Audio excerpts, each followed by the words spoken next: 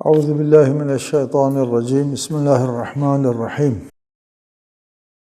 الحمد للہ رب العالمین والصلاة والسلام علی اشرف الانبیاء والمرسلین وآلہ الطیبین الطاہرین اعوذ باللہ من الشیطان الرجیم انا نحن نزلنا الذکر وانا له لحافظون۔ رسالت مآب صلی اللہ علیہ وآلہ وسلم کے بعد جمع قرآن کے سلسلے میں اس روایت کا ہم تجزیہ و تحلیل کر رہے تھے جس میں کہا گیا تھا کہ حضرت زید بن ثابت نے رسالت مآب کے بعد قرآن جمع کیا اور دو گواہوں کی بنیاد پر، اور اس وقت ضیاء قرآن کا کوئی خطرہ تھا۔ ہم نے کہا کہ ضیاء قرآن کا اصلاً کوئی خطرہ نہیں تھا۔ ایک دوسری بات جو ہے، قرآن صرف دو گواہوں کی بنیاد پر نہیں، تواتر سے ثابت ہے۔ تیسری بات کہ اگر ضیاء قرآن کا خطرہ تھا، اس کا مطلب یہ ہے کہ امت کے ہاتھ میں اس وقت تک کوئی قرآن نہیں تھا۔ زید بن ثابت کے ذریعہ جمع قرآن کی تحریک کا مطلب صاف اور واضح یہ ہے کہ اس وقت امت کے پاس کوئی قرآن نہیں تھا، اور کوئی قرآن نہ ہونے کی وجہ سے قرآن سینوں میں تھا، صرف لوگوں کے سینوں میں تھا، اور اس وجہ سے قرآن کے ضیاع کا خطرہ تھا۔ اس وجہ سے اس نسخے کو تیار کیا گیا۔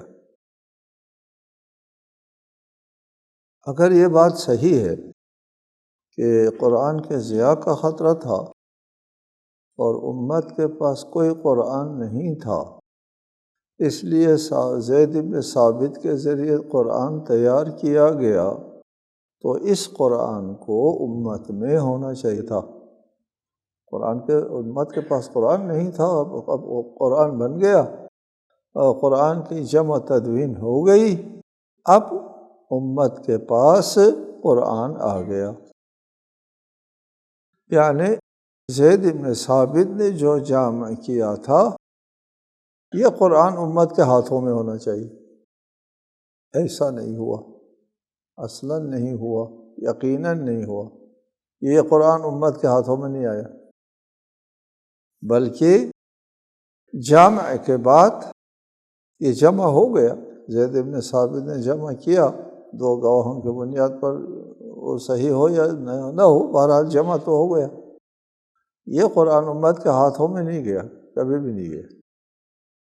یہ قرآن ایک ربعے میں، ایک سیف میں محفوظ رہا، حضرت ابوبکر کے زمانے میں، اور حضرت ابوبکر کے بعد منتقل ہو گیا حضرت عمر کی طرف، اور حضرت عمر کے زمانے میں یہ ان کے پاس رہا، حضرت عمر کے بعد یہ حضرت عثمان کی طرف منتقل نہیں ہوا۔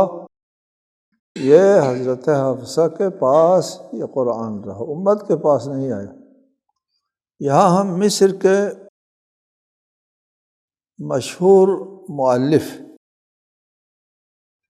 ڈاکٹر محمد عبداللہ دراز اپنی کتاب مدخل فی القرآن الکریم صفحہ 38 میں لکھتے ہیں: ولیکن رغم قیمت هذا المصحف العظیم ورغم ما يستحقه من العنایہ التي بذلت في جمعه فإن مجرد بقائه محفوظا بعنایة عند الخلیفتین الأولین أسبغ عليه الطابع الفردی أو الشخصی بعض الشيء ولم يصبح وثیقة للبشر کافة۔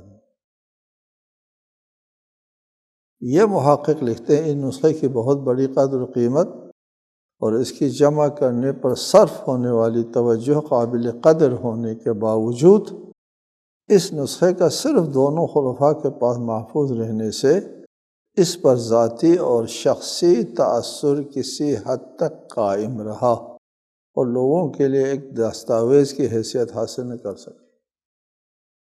اگر قرآن کے ضیاع کا خطرہ تھا اور اس لیے قرآن تیار کیا گیا تو یہ قرآن لوگوں کے درمیان ہونا چاہیے تھا، لوگوں میں درمیان میں یہ قرآن نہیں آیا، بلکہ پہلے بتایا کہ قرآن جو لوگوں کے درمیان میں تھا وہ دیگر جامعین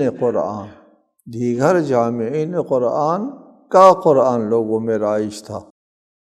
بعد میں ہم ان کا بھی ذکر پہلے بھی ہو گیا، بعد میں بھی آئے گا کہ دیگر جامعین قرآن مصر میں، دمشق میں، حمص میں اور کوفہ میں، بصرہ میں کس کس کا قرآن رائج تھا، وہ دیگر جامعین قرآن کا مصحف رائج تھا۔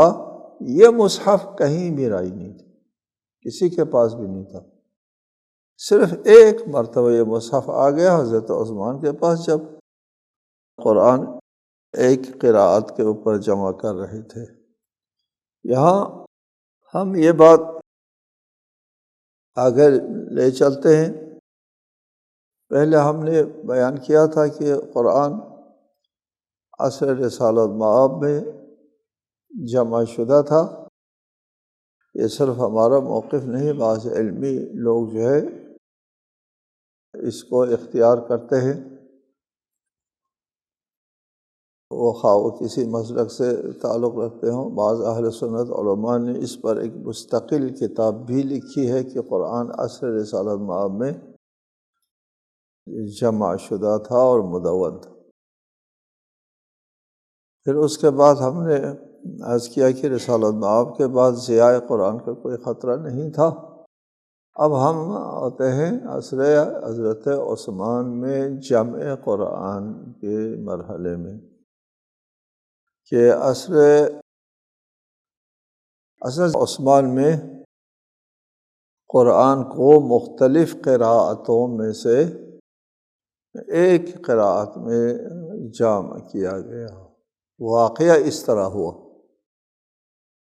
کہ عصر عثمان میں اسلام کا دائرہ وسیع ہو رہا تھا، اور ارمینیا کی جنگ تھی، یہ آذربائیجان کے ساتھ جو ارمینیا ہے وہاں لڑائی تھی مسلمانوں میں اور غیر مسلم لوگوں میں۔ اس لڑائی کے محاذ پر مختلف علاقوں کے لوگ ایک جگہ جمع تھے، یعنی وہاں کوفہ سے بھی لوگ گئے ہوئے تھے، دمشق سے بھی لوگ گئے ہوئے تھے، حمص سے بھی لوگ گئے ہوئے تھے، بصرہ سے بھی لوگ گئے ہوئے تھے۔ جہاں کسی کا قرآن رائج ہے ادھر کسی کا قرآن، ادھر کسی کا قرآن رائج ہے، یعنی کسی کا قرآن سے بڑا کسی کے نسخے۔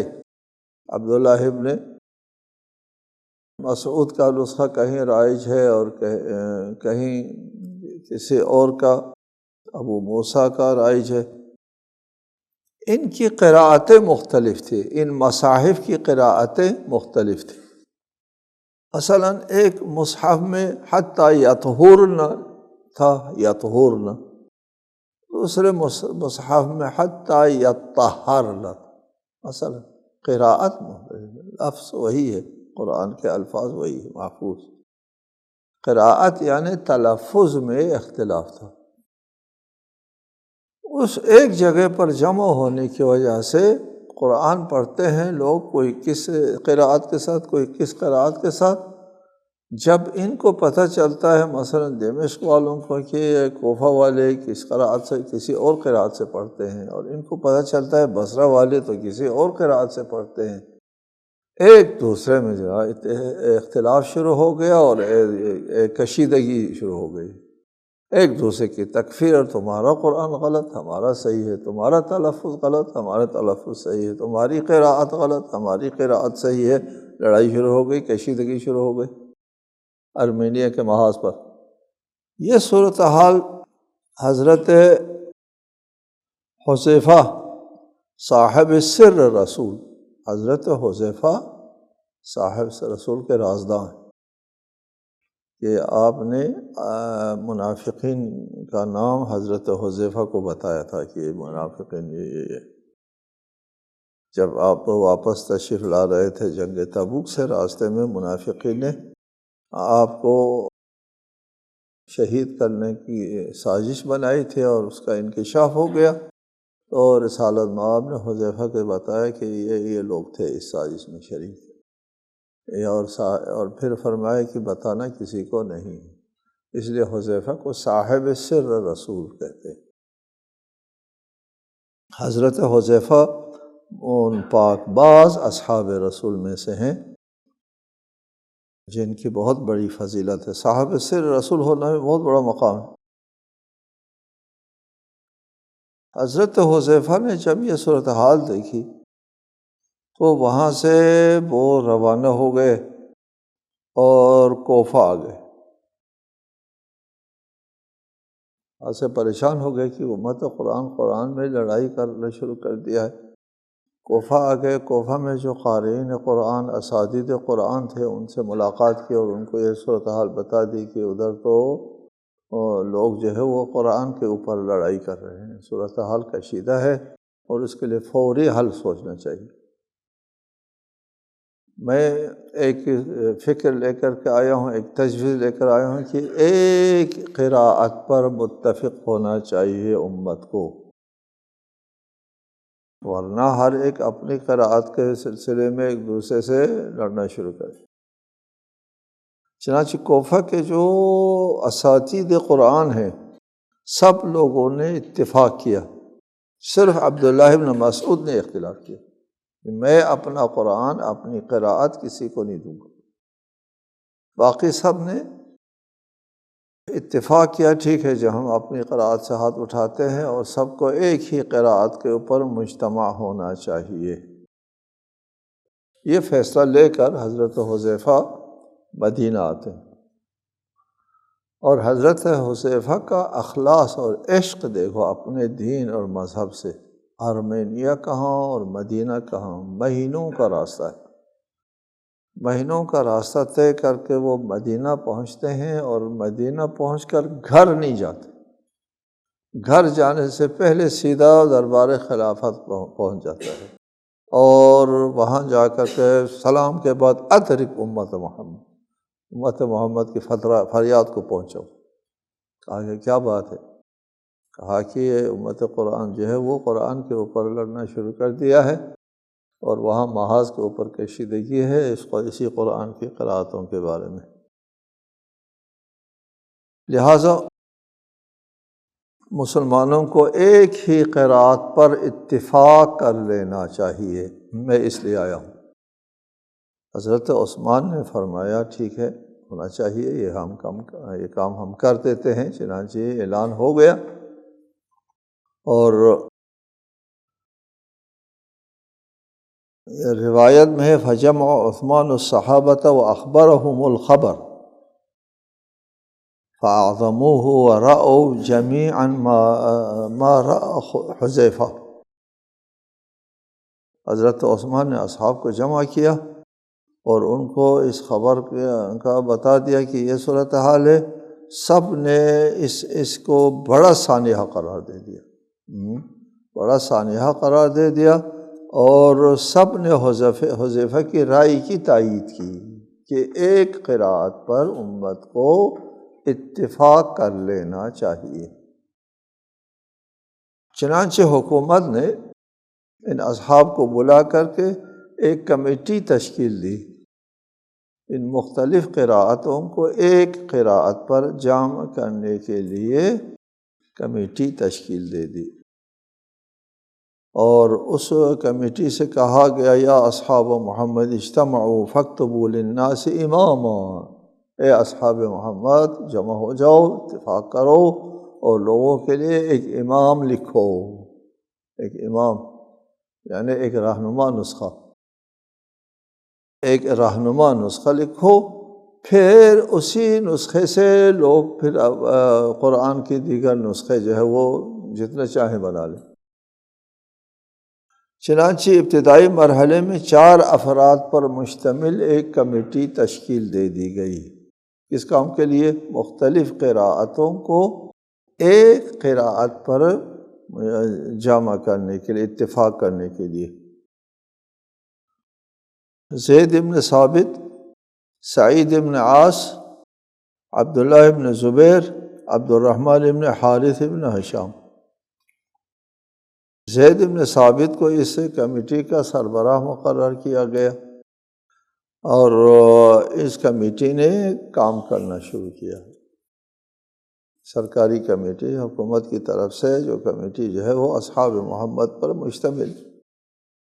ان لوگوں کو یہ حکم دے دیا گیا کہ قرأت ایک ہونا چاہیے، اور ان سب قرآن کو جمع کر کے، مصاحف کو، ان تمام مصاحف کو جمع کر کے ان میں سے ایک قرأت کو اختیار کرو، اور اس کو اس نسخہ امام کا حصہ بنا دو۔ نسخہ امام یعنی رہنما نسخہ۔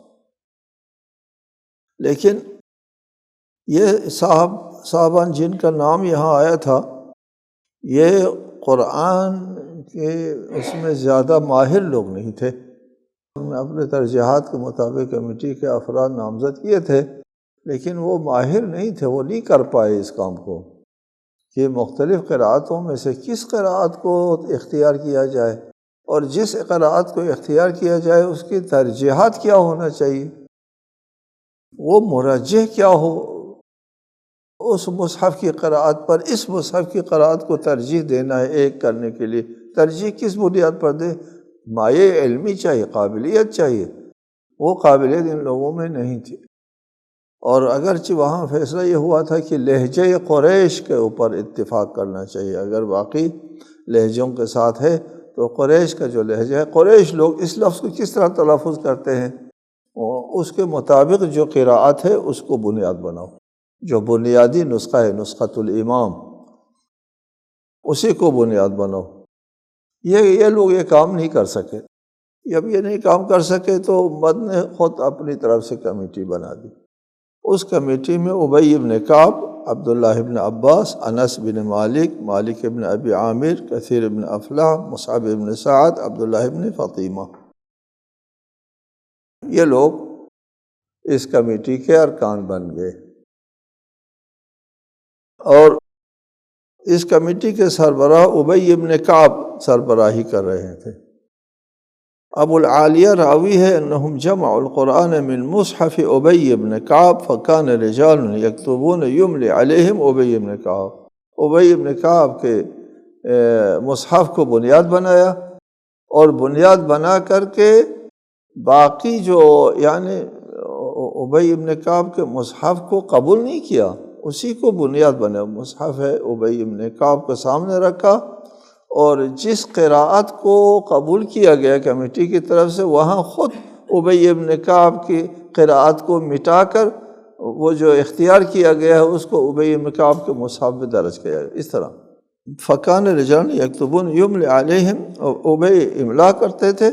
ابی استاد قرآن تھے، اس نے 70 سورہ قرآن خود رسول اللہ سے، باقی علی بن ابی طالب سے قرآن تعلیم حاصل کی تھی، اور امام صادق نے فرمایا تھا نا، نحن نقرأ بقراءت ابی، ابی کی نے جو قراءت رسول اللہ سے روایت کی ہے ہم اسی کے مطابق پڑھتے ہیں، قراءت کرتے ہیں۔ یہاں پہ دو باتیں قابل توجہ ہے۔ ایک بات یہ ہے کہ مستشرقین نے کہا ہے کہ ابی اس وقت زندہ نہیں تھے۔ ابی جو ہے حضرت عمر کے عصر عمر میں وہ فوت کر گئے تھے، اور یہاں آپ کی روایت میں لکھا ہے کہ حضرت عثمان کے زمانے میں ابی ابن کعب نے وہ کیا ہے۔ ہماری تحقیق ہے، دیگر بہت سے علائم ہے کہ ابی زندہ تھے سن 31 تک، عصر عثمان کے بعد بھی ابی ابن کعب زندہ تھا، اور اس قرآن کے املا کرنے میں یہاں قابل توجہ یہ ہے کہ جس قرآن کو جمع کیا جا رہا تھا سب کے سامنے، حکومت کے لوگوں کے سامنے اور دیگر اصحاب کے سامنے، اور سب کے علم میں یہ بات لائی جاتی تھی کہ ہم اس جگہ یہ کر رہے ہیں، اس جگہ یہ کر رہے ہیں، اس جگہ یہ کر رہے ہیں۔ یہ قابل توجہ بات ہے کہ قرآن جو ہے کس امانت کے ساتھ جو ہے قرآن کی جمع آوری ہو گئی ہے۔ ایک موقع آیا، وہاں پر مداخلت ہو گئی، ان لوگوں کا ایک موقف بن گیا، اور جو حکمران نہیں تھے ان کا ایک اور موقف بن گیا۔ ایک جگہ جھگڑا ہو گیا، اختلاف ہو گیا۔ وہ کس پر اختلاف ہو گیا؟ ایک واو پر۔ حکومت کے لوگوں نے کہا کہ یہ واو نہیں ہے یہاں پر، اور دیگر لوگوں نے کہا یہ واو ہے، حکومت کے لوگوں نے کہا نہیں یہ واو نہیں ہے، یہ واو یہاں نہیں ہونا چاہیے۔ وہ کون سی آیت تھی؟ وہ آیت تھی والذین یکنزون الذهب والفضة ولا ينفقونها في سبیل اللہ فبشرهم بعذاب علیم۔ یہاں پر واو نہیں ہونا چاہیے والذین۔ اس سے پہلے یہود و نصارہ کا ذکر ہے، اور یہ واو نہ ہو تو الذین یکنزون الذهب والفضة یہود نصارہ کے حق میں چلا جاتا ہے، مسلمان کی جان چھٹ جاتی ہے اس آیت کے اس میں آنے سے۔ اور اگر واو ہے تو پھر مسلمان اس کے ذات میں آ جاتے ہیں۔ حکمراں طبقے نے کہا یہ واو نہیں ہونا چاہیے، یہ واو نہیں ہے والذین، بلکہ الذین، وہ یہود و نصارہ جو یکنزون الذهب والفضة، یہ ان کے حق میں چلا جاتا ہے، مسلمان اس کے ذات میں نہیں آتے، واو نہیں ہے۔ کمیٹی نے کہا واو ہے، اور ہم نے خود رسول اللہ سے واو جو ہے وہ سن لی ہے اور تعلیم حاصل کی ہے، ہم اس واو کو لکھیں گے، کہا ہم نہیں لکھنے دیں گے۔ کمیٹی کے لوگوں نے کہا ہم تلوار اٹھائیں گے، جنگ کریں گے، اور اس واو سے ہاتھ نہیں اٹھائیں گے۔ سبحان اللہ۔ چنانچہ یہ واو آج سلامت سے قرآن مجید میں موجود ہے، اور اس کمیٹی کی امانت اور دیانت اور استقامت جو ہے وہ قابل داد، قابل تحسین ہے کہ قرآن مجید میں کسی کی طرف سے کوئی تصرف نہیں ہوا، کوئی تصرف نہیں ہوا۔ یہاں پر یہ بات سامنے آ گئی کہ عصر عثمان میں قرآن جمع کیا کن کن سے، کہاں سے یہ قرآن آیا تھا؟ عصر عثمان میں جو قرآن جمع کیا ہے کہ وہ ابی بن کعب اور دیگر ابو موسیٰ اور حذیفہ، سوائے عبداللہ بن مسعود کے، عبداللہ بن مسعود نے اپنا نسخہ نہیں دیا، باقی تمام قرآن جو امت میں رائج تھے، بصرہ میں رائج تھے، ادھر کہیں رائج تھے، سب کا قرآن کو جمع کیا، اور جمع کرنے کے بعد ان میں سے جو مختلف قرأتیں ہیں ان کو ختم کر کے ایک قرأت جو لغت قریش کے مطابق، اس کے اوپر ایک قرأت کے اوپر قرآن کو جمع کیا۔ کس نے جمع کیا؟ امت نے۔ وہ کمیٹی جس کو امت نے منتخب کیا تھا، اس کمیٹی نے قرآن کو ایک ہی قرأت کے اوپر جمع کیا ہے۔ ایک ہی قرأت کہاں سے؟ مختلف قرأتیں کہاں تھی؟